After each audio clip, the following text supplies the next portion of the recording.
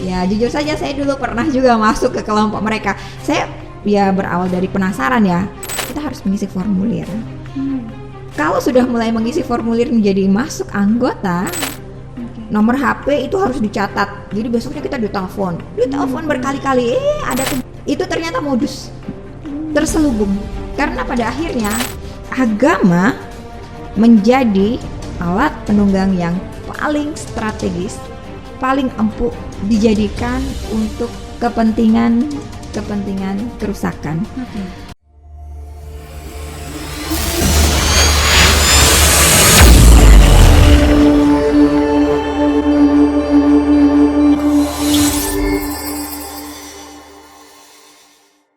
Assalamualaikum warahmatullahi wabarakatuh. Bersama saya Hubi di podcast Warta Rinjani.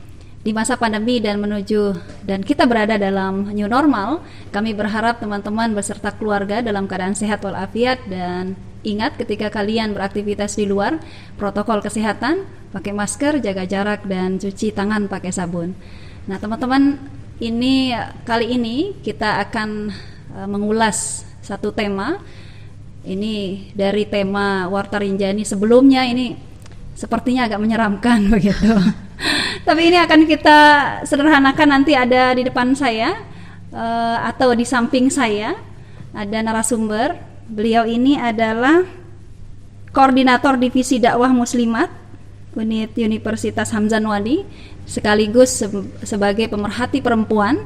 Nanti akan kita ulas tentang tema kita hari ini, bahwa perempuan dalam lingkaran terorisme, seperti apa tanggapan beliau dan bagaimana penjelasan beliau. Mungkin ada sesuatu hal yang memang ini loh yang perlu kalian perhatikan, dan ini yang perlu kalian waspadai, bahwa perempuan itu menjadi sarang empuk bagi para terorisme begitu.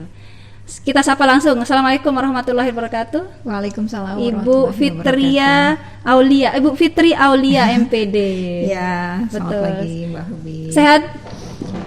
Alhamdulillah. Kita panggil Ibu Mbak biar agak santai sedikit. Ibu kali ya.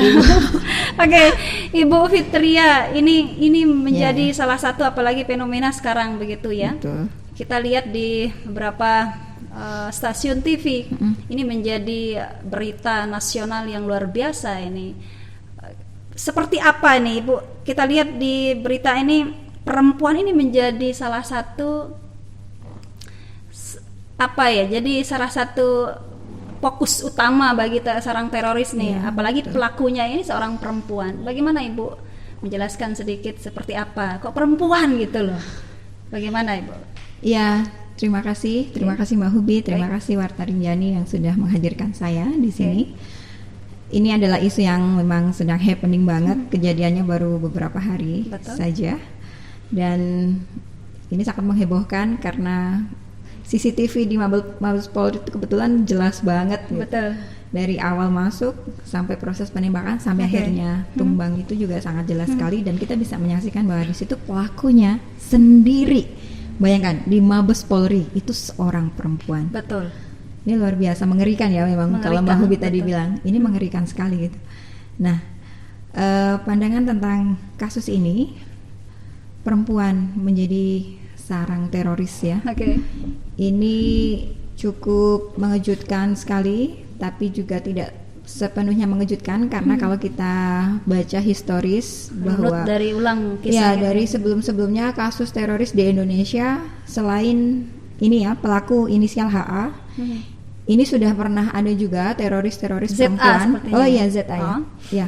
ZA ini sebelumnya ternyata ada basic perempuan yang memainkan peran, baik itu pelaku bom bunuh diri, bom panci yang tahun 2016 itu. Kemudian ada juga kasus-kasus seperti melindungi kelompok teroris, dan dia juga perempuan. Intinya perempuan hadir dalam kejadian yang ini radikalisme sekali ya, penuh kekerasan, dan ini menjadi perhatian yang sangat penting sekali apalagi di tahun 2021 ini. Nah, bicara tentang perempuan Mbak Hubi, ini kita pasti ingat ya, apalagi yang perempuan-perempuan ini, baik itu masih di tingkat sekolah menengah, sekolah menengah pertama mungkin, Betul. SMP, SMA, mahasiswa, mahasiswi, sampai yang sudah berkarir juga, bahwa perempuan itu sejatinya apa dan siapa. Itu penting sekali kita bicarakan dulu Mbak Hubi. Karena ternyata perempuan itu selain punya potensi penyayang. Kenapa saya sebut penyayang? Karena di dalam tubuh itu ada rahim. Rahim itu kan kalau bahasa Al-Quran adalah yang maha pengasih ya. Betul. Ar-Rahmanir Rahim. Nah, sebenarnya perempuan itu potensi utamanya adalah penyayang. Betul. Tapi kemudian ketika dia dihadapkan dengan kasus-kasus teroris, bahkan menjadi pelaku, saya berusaha berpikir dan dengan nalar kritis itu tetap menempatkan bahwa perempuan walaupun dia menjadi pelaku teroris, dia tetap berada pada posisi korban. Benar-benar. Dicatat sekali lagi ya, perempuan tetap berada pada posisi korban, dan hal ini ternyata juga disepakati oleh banyak sekali peneliti-peneliti tentang wanita di lingkaran teroris ya. Perempuan tetap menjadi korban. Sekali lagi Mbak Hubi. Jadi kita bisa runtut kejadian ini,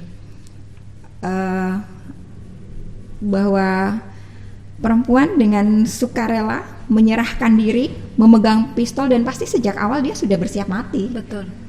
Tidak mungkin dengan tanpa bekal dia berani dan bisa masuk begitu saja dengan senjata dan dengan mental yang kuat, berhadapan dengan, bayangkan pasukan polisi yang sudah Indonesia siap, loh ya, yang sudah senjatanya terlatih, juga sudah senjatanya siap, sudah luar biasa. Dan ini di kandang macan, betul-betul, dan dia dengan telanjang diri, istilahnya tidak punya tameng, tidak punya prajurit, dia sendiri dengan polosnya, dengan lugunya. Ini kita tidak bisa remehkan ya. Oke, ini menarik nih Bu.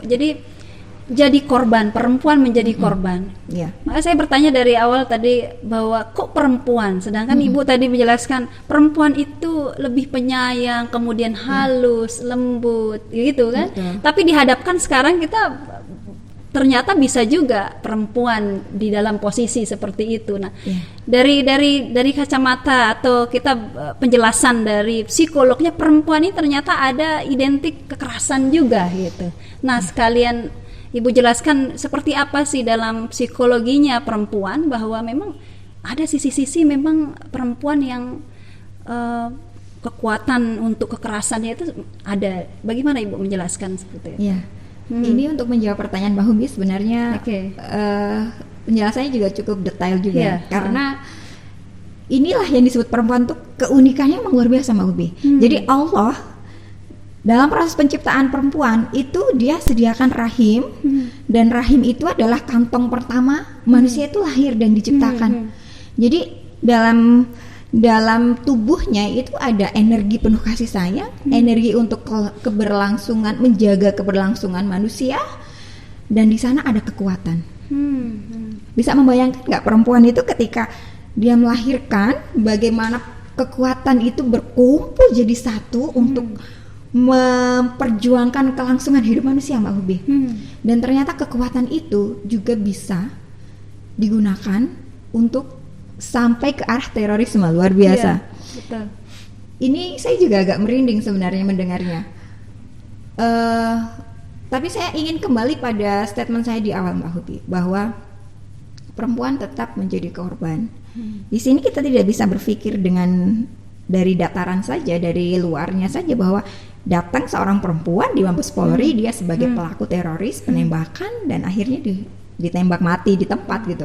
Kita tidak bisa memiliki opini yang sesederhana itu, tapi kita harus memiliki daya kritis yang lain dong, bahwa tidak mungkin mental seorang perempuan itu dengan sangat sukarela datang ke sana itu hanya untuk bunuh diri gitu. Okay. Hanya untuk bunuh diri, dan dia datang sendiri tidak, tapi dia memiliki sebesar apa ideologi yang sudah dia perjuangkan di dalam dirinya. Sama seperti ketika kita ingin melahirkan, kita sedang memperjuangkan ideologi bahwa kita akan menjadi seorang ibu dan kita melahirkan manusia baru yang nanti akan menjadi penerus keluarga besar gitu. Jadi ada ideologi besar yang sebenarnya ini yang akan kita kupas ke depan, Mbak Hubi. Nah, ini terkait ideologi yang tadi Ibu jelaskan. Yeah. Ini ada artinya pesan-pesan yang ingin disampaikan begitu ya dari perempuan ini, bahwa ini loh, selain saya juga perempuan, saya berani untuk ke depan, kemudian berani menanggung resiko ini. Ada pesan yang ingin dilihatkan bahwa saya juga bisa seperti itu, dan saya juga, ini loh keyakinan saya, ideologi saya seperti apa. Nah, Ibu melihat seperti itu, ideologi seperti apa yang dibawa oleh perempuan ini, artinya sampai berani untuk maju ke depan, apalagi di Mabes Polri begitu, di tempat markas besar ini loh.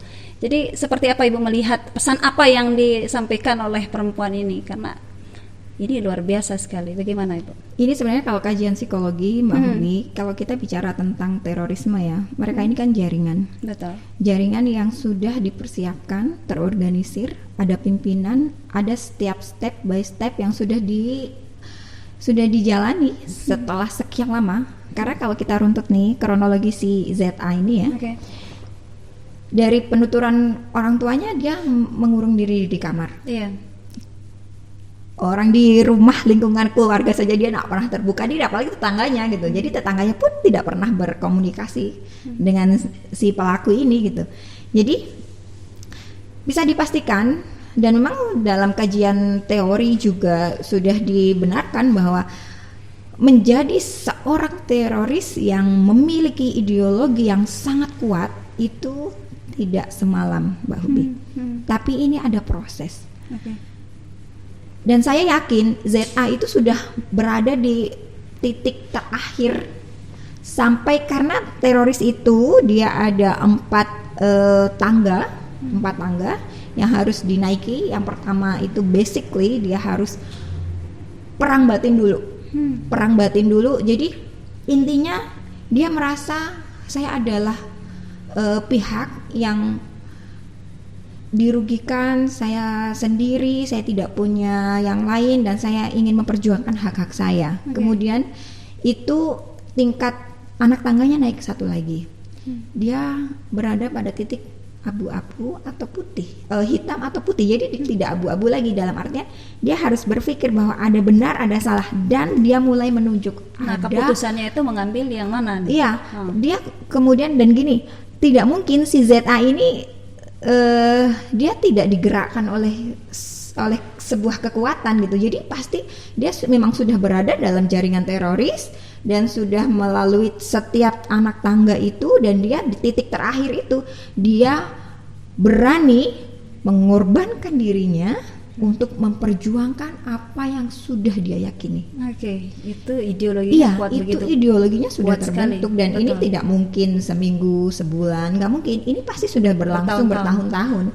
Dan sepertinya kalau kita lihat dari sisi keluarganya, dia sudah, keluarganya sendiri ini sudah mengenal anaknya ini tuh sangat tertutup, sudah beberapa tahun terakhir gitu.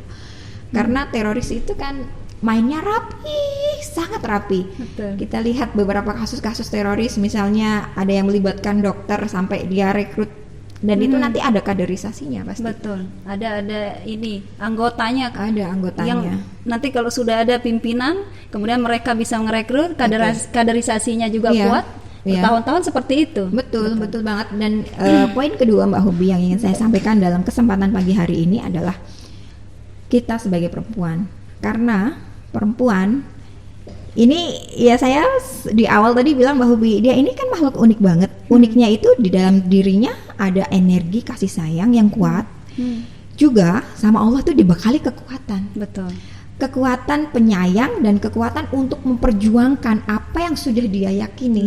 Itu yang kemudian basically menurut saya menjadi modal dan menjadi daya tarik bahwa perempuan itu dilirik oleh ya istilahnya markas-markas besar jaringan teroris untuk kemudian sangat mudah sekali dia akan digiring ideologinya, kemudian bisa dengan sangat sukarela memperjuangkan ideologi itu sampai rela mempertaruhkan nyawanya. Gampang sekali dapat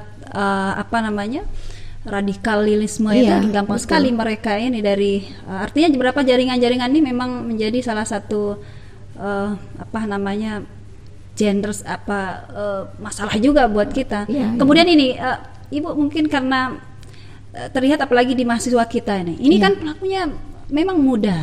Betul. Umur 25 tahun. Artinya masih muda, yang kemarin juga sebelum-sebelumnya juga memang muda begitu.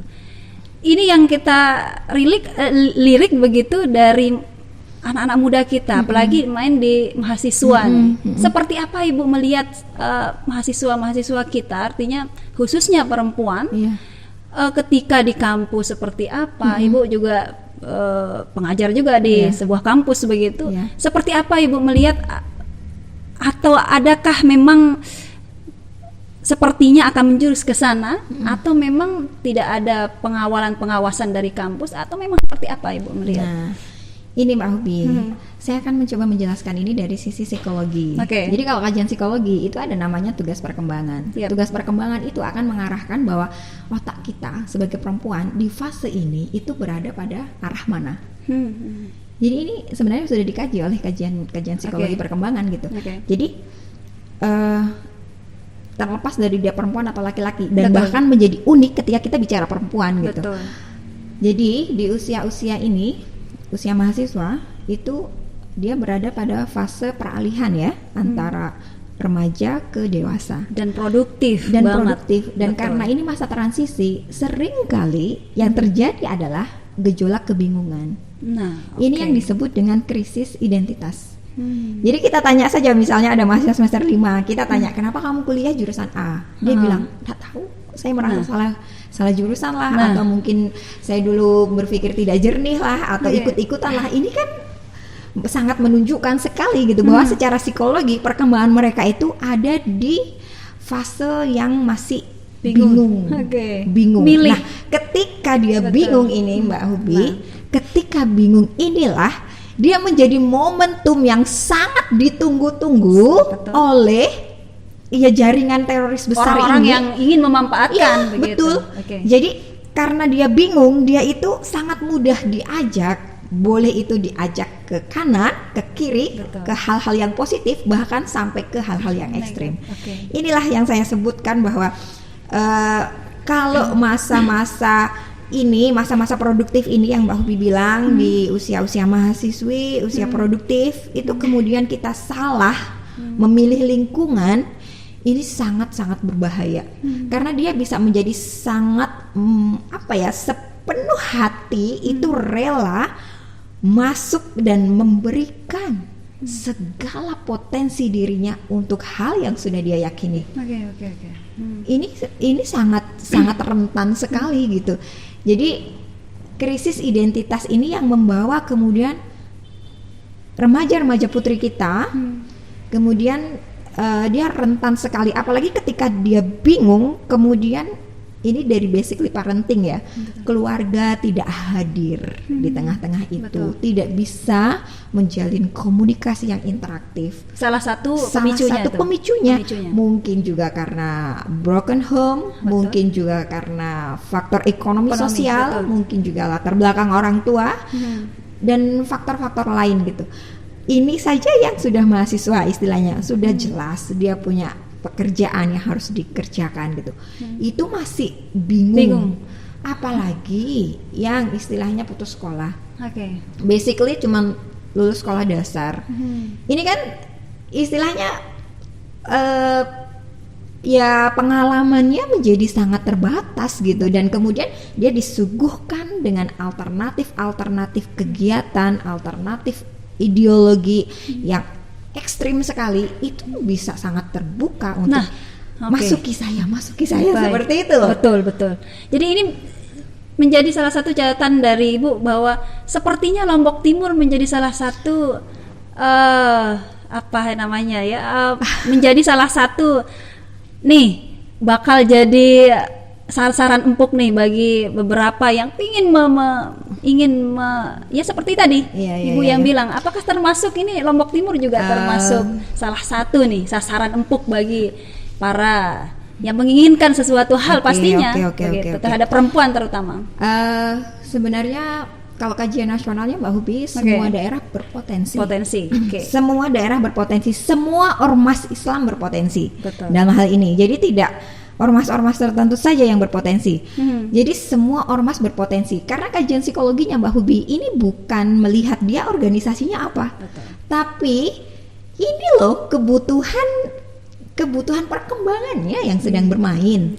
Jadi bisa jadi walaupun dia berada di tengah-tengah pondok pesantren, mungkin dia berada di lingkungan Islam yang sangat militan, mungkin bisa jadi karena potensi ini terbuka lebar. Karena itu tadi yang harus kita kritiki kemudian adalah bagaimana lingkungan ini kemudian bisa mengedukasi remaja-remaja putri kita. Ayo, ini nih pilihan kegiatan yang baik untuk kamu, ini nih positif untuk perkembangan kamu. Makanya kan kalau dalam hadis ya, orang yang sudah lanjut usia sering sholat berjamaah itu hal yang biasa, pahalanya biasa aja. Tapi kalau remaja menjadi aktivis organisasi Islam, ini luar biasa pahalanya. Kenapa ya? Karena energinya itu masih strong, dia bisa mencurahkan banyak ide, banyak tenaga, dan dia bisa memilih alternatif yang positif untuk dirinya di antara banyak alternatif negatif yang ada. Oke. Nah, ini terkait dengan Ibu di sebuah organisasi. Tadi sedikit disentil tentang organisasi, bahwa semua organisasi pun berpotensi kena dengan ini begitu. Apalagi perempuan-perempuan, apalagi organisasi perempuan. Seperti apa nih meyakinkan atau seperti apa sebuah organisasi perempuan berada di tengah-tengah masyarakat, terutama dalam konsepnya untuk perempuan ini, seperti apa mereka? Atau posisinya seperti apa sih organisasi perempuan ini? Apalagi di Muslimat juga ada beberapa program memang untuk keperempuanan. Bagaimana Ibu menjelaskan? Tapi ini pertanyaannya Mbak Hubi, ini saya sedikit tertampar ya. Saya juga tertampar. Bukan kenapa, tapi seolah-olah bahwa kita selama ini belum masif melakukan edukasi, bimbingan dan mengarahkan generasi kita Mbak Hubi dengan baik. Ya, ini menjadi evaluasi kami juga, karena itu tadi bagaimana kemudian cara kita ya untuk melakukan bimbingan. Kemudian ini yang paling penting menurut saya Mbak Hubi ya, itu adalah kita mengenal dengan dekat generasi kita. Jadi kita tahu apa sih yang mereka butuhkan gitu, apa yang sedang mereka alami.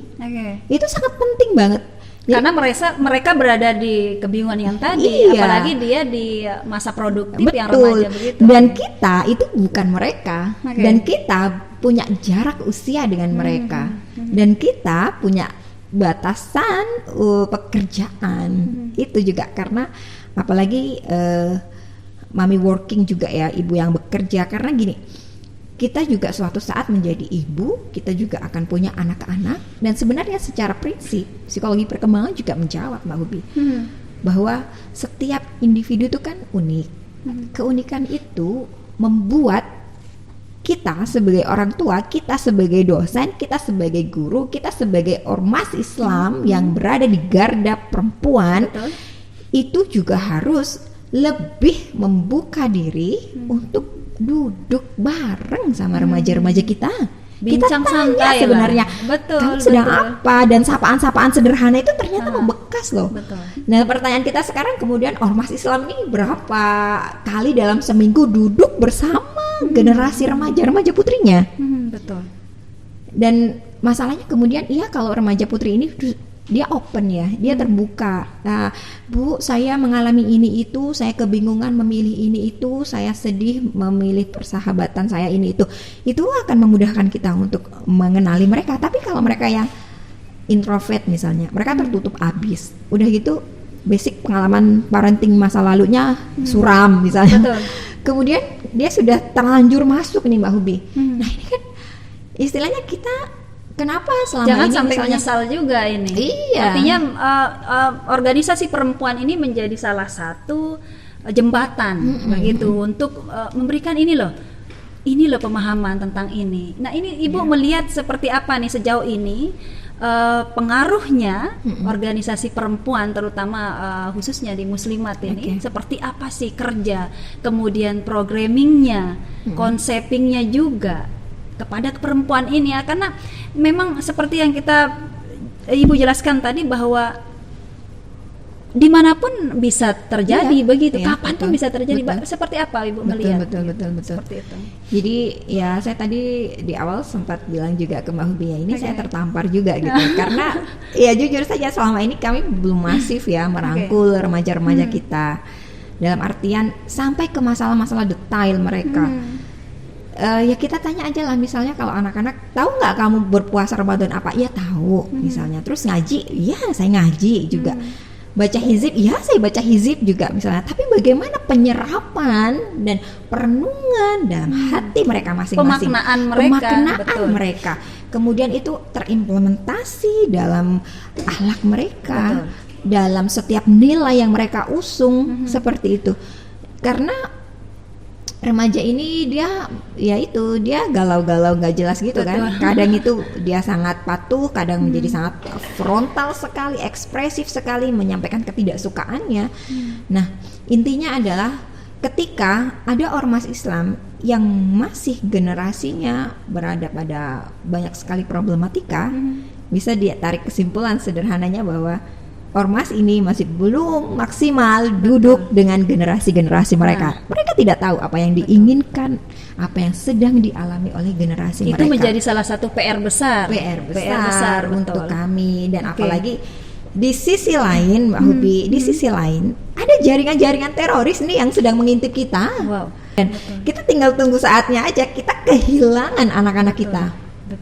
Kita kehilangan semangat mereka, kita kehilangan ideologi mereka untuk organisasi kita. Maka justru mereka lebih memilih pergi mencari lingkungan baru mereka. Dan itu lingkungan bisa lebih buruk dari apa yang kita bayangkan sampai akhirnya kejadian ZA ini terjadi. Yang merasa mereka nyaman dengan lingkungan yang lain, kenapa tidak begitu? Jadi mereka melampiaskan dengan hal seperti itu sehingga terjadi memang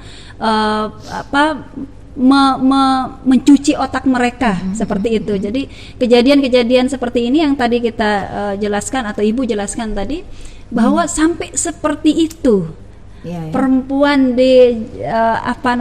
jadi salah satu nih sasaran empuk nih.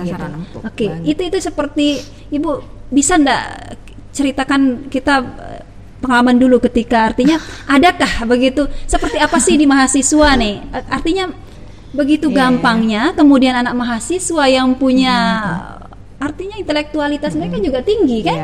Jadi seperti apa Ibu melihat di kampus-kampus, artinya pernah nggak ketika di kampus begitu seperti apa Ibu melihat begitu, gimana Ibu? Ini sebenarnya Mbak Hubi fenomena organisasi-organisasi ekstrim ini ya, jaringan-jaringan radikalisme ini sebenarnya sudah menjamur di banyak sekali titik perguruan tinggi. Bahkan sasaran empuknya adalah bukan mereka yang punya basic ilmu agama yang kuat.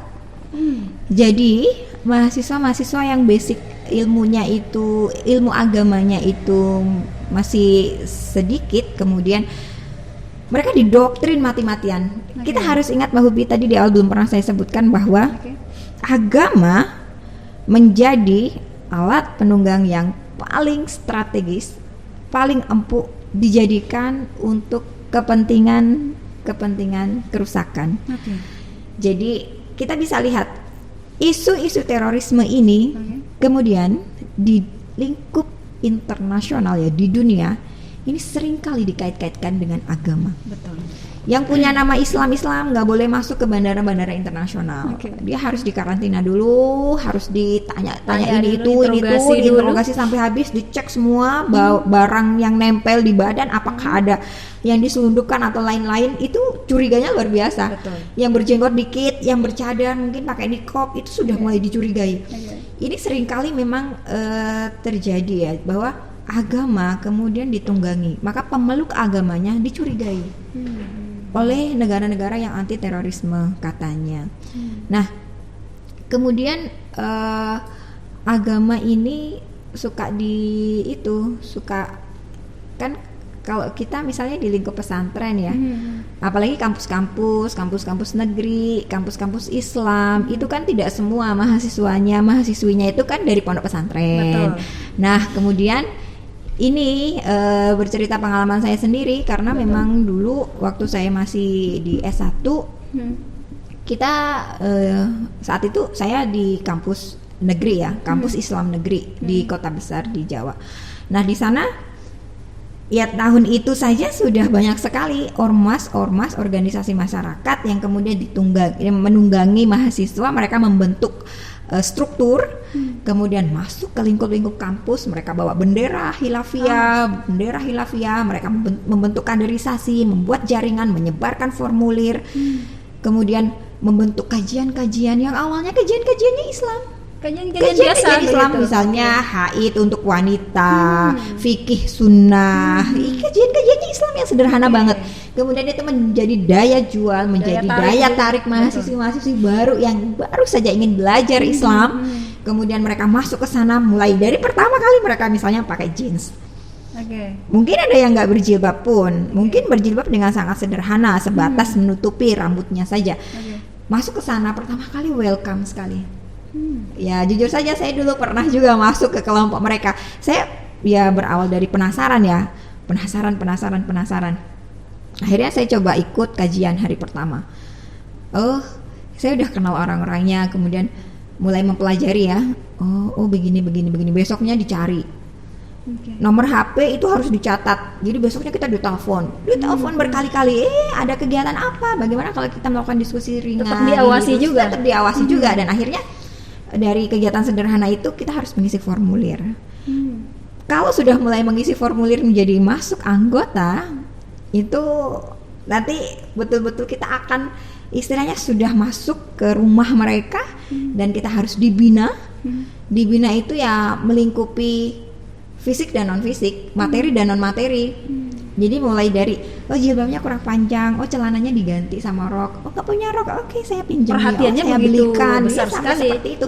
Sampai akhirnya itu ternyata modus terselubung, karena pada akhirnya ketika mulai ada kampanye-kampanye politisi, mulai mereka menemukan kritik-kritik terhadap sebuah birokrasi, baik itu di tingkat universitas, baik itu di tingkat kabupaten, di tingkat nasional, itu nggak segan kerahkan kita semua sebagai anggotanya untuk turun jalan.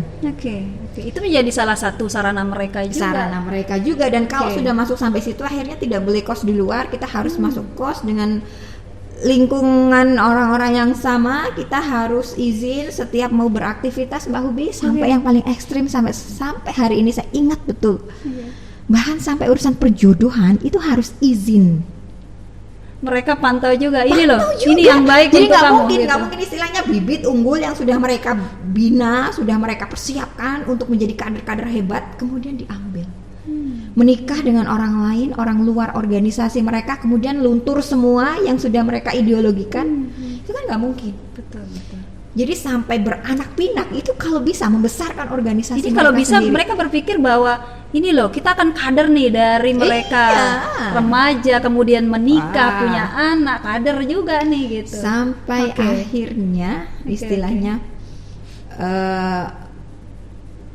kalau kita keluar dari organisasi yang membesarkan kita itu dalam konotasi negatif hilafiyah itu, sampai betul memang apa yang disebut di beberapa kajian-kajian boleh kafir, kita dianggap kafir. Bahkan sampai nanti yang ekstrim lagi Mbak Hubi, orang tua kita, saudara sekandung kita yang sudah melahirkan kita orang tua itu pun ketika tidak mengiyakan apa yang sudah diyakini dalam ormas ini, dalam organisasi ekstrem apa yang diajarkan oleh ormas radikalis ini, itu boleh ditentang. Jadi anak menentang orang tuanya karena doktrin itu hal yang biasa. Makanya saya ingat waktu saya baca ini surat yang ditulis ZA, kan dia membuat tulisan surat bahwa saya sayang ibu, tolong kakak jaga ibu, bapak dan ibu jaga sholatnya. Itu pesan. Dan sebenarnya dia menulis itu udah siap mati. Udah siap mati, dia yakin betul ideologinya itu yang akan membawa dia masuk surga. Oke. Itu salah satu ya. Iya. Jadi memang real juga begitu. Real juga. Ibu dan juga sudah juga karena saya juga pernah merasakan. Real juga pernah merasakan juga. Ya, jadi di sekeliling kampus nih, apalagi mahasiswa sangat rentan sekali dengan hal-hal yang seperti itu. Ya tadi Ibu jelaskan juga memang didoktrin, otaknya dicuci, kemudian sampai masalah-masalah sensitif pun mereka ikut juga mencuci lah, begitu seperti ini loh. Seharusnya kalian begini, kemudian kalian ini yang kami anjurkan seperti itu. Mungkin seperti itukah lemahnya perempuan, kemudian apalagi didoktrin dengan kata-kata seperti itu, memang seperti itu perempuan. Sampai saya pernah dengar ini pengalaman teman saya juga loh, Jadi mereka diminta sumbangan materi. Dan posisinya sebagai mahasiswa yang belum bekerja, kemana mereka minta? Ke orang tuanya. Betul. Jadi mereka bisa sangat leluasa di dalam organisasi ini, kemudian kamu dikenakan biaya begini, sumbangan ini itu, dan harus meminta ke orang tua kamu. Dan ketika orang tua tidak memenuhi, orang tua kamu sudah tidak sepemahaman dengan kita, dan orang tua kamu menjadi orang di luar kita, orang yang mungkin halal darahnya. Betul. Itu sampai se-ekstrim itu Mbak Hobi, serius. Ini ngeri banget, karena dan ini bisa kita bayangkan lah, ya kasus yang terbaru ZA ini, ya dia kan sudah nggak mikir orang tuanya lagi. Betul. Bagaimana orang tuanya di tengah sosial masyarakat? Dia hanya memikirkan ini loh, keyakinan saya. Ideologi saya itu yang dia perjuangkan. Dan itu ya struktur berpikirnya sama seperti yang sudah kita bahas di awal gitu, bahwa perempuan itu bisa memiliki kekuatan yang sangat-sangat luar biasa, powering gitu, lebih dari laki-laki begitu. Lebih dari laki-laki. Karena basically dia punya kasih sayang. Jadi kalau orang punya kasih sayang itu kepercayaannya cepat. Luar biasa. Betul. Dan itu ternyata jadi daya tarik. Betul. Luar jaringan-jaringan radikal. Betul. Itu. Ini jadi luar biasa nih. Apa nih yang Ibu akan sampaikan nih, harapan? Artinya bagi perempuan kita atau adik, kakak, saudara, kemudian teman, sahabat begitu, apalagi di posisi sebagai aktivis perempuan atau yang berada di organisasi perempuan, bagaimana harapan Ibu seperti apa ke depannya untuk kita ini? Ini menjadi autokritik ya untuk organisasi kami, dalam arti untuk semua organisasi perempuan terutama. Semua organisasi perempuan dan dalam hal ini lebih khusus adalah organisasi kami. Ayo kita tata bersama. Kita tata dengan baik generasi-generasi kita, karena ternyata banyak hal yang sudah kita abaikan. Betul. Remaja-remaja ini menjadi potensi untuk penerus-penerus kita. 5 tahun ke depan, 10 tahun ke depan, 15 tahun ke depan mereka akan menjadi apa? Dan organisasi yang sedang kita perjuangkan ini ada di tangan mereka. Betul.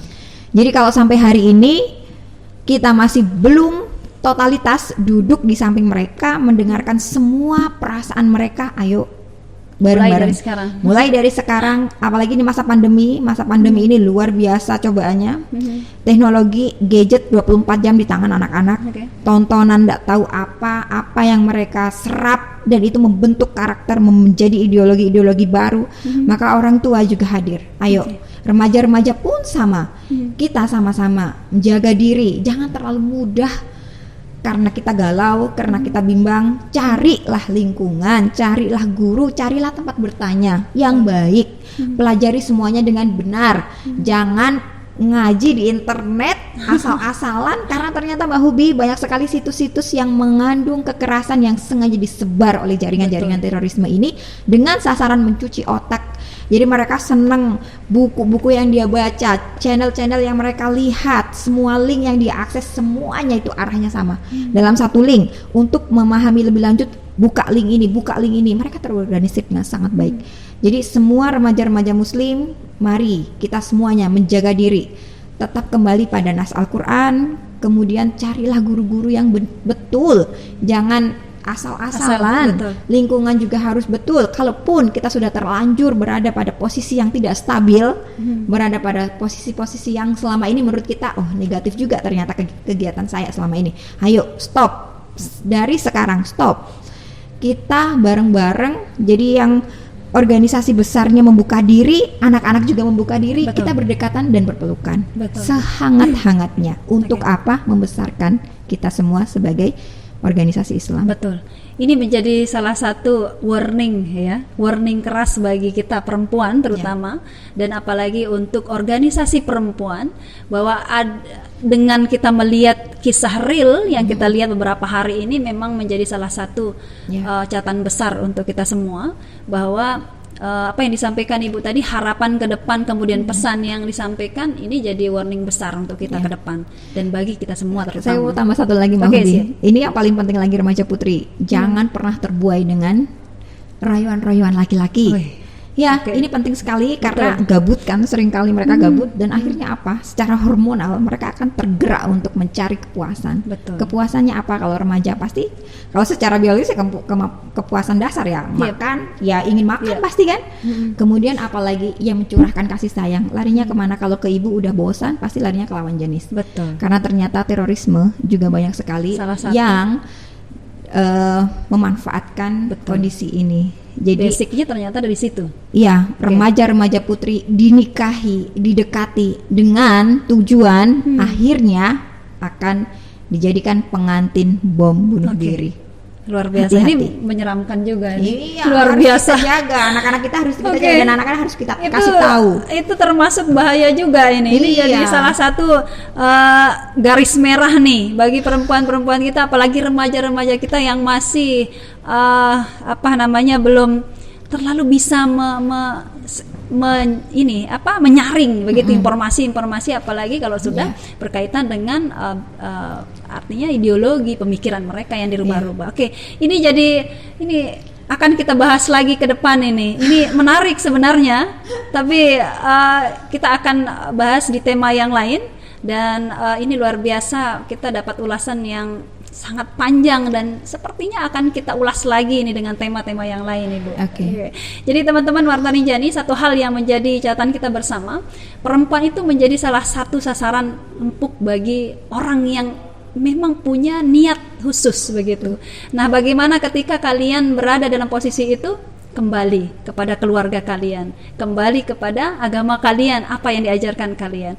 Saya Hubi di sini pamit. Terima kasih Ibu. Ibu Fitria, kita akan bahas lagi yang lain. Saya Hubi pamit. Assalamualaikum warahmatullahi wabarakatuh. Waalaikumsalam warahmatullahi wabarakatuh.